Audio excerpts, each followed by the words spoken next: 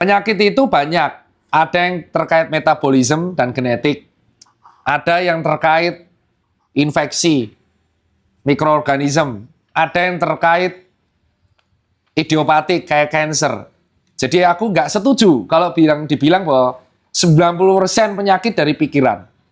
Aku nggak setuju. Yang benar adalah faktor kesembuhan dari pasien itu bisa jadi dari pikiran.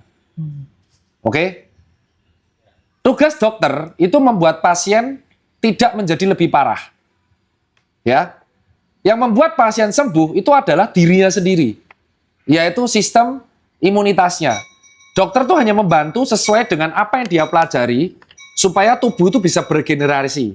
Contoh, patah tulang, tulangnya dibenerin.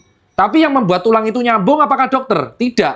Ada osteoblast dan osteoklas yang membuat tulang itu nyambung.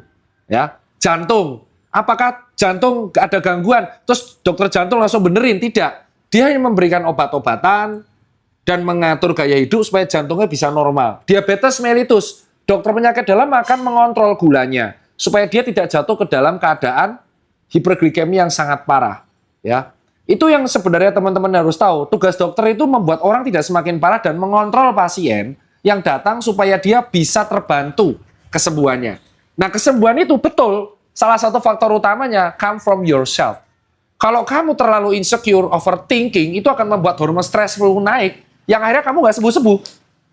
Makanya disinilah peran komunikasi dokter terpenting adalah dokter tuh harus optimis terhadap pasiennya.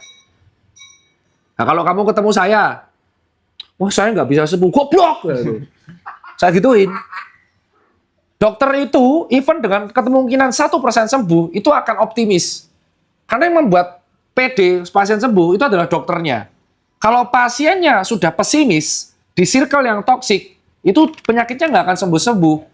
Gitu loh. Makanya saya kurang setuju kalau dibilang 90% penyakit adalah dari pikiran.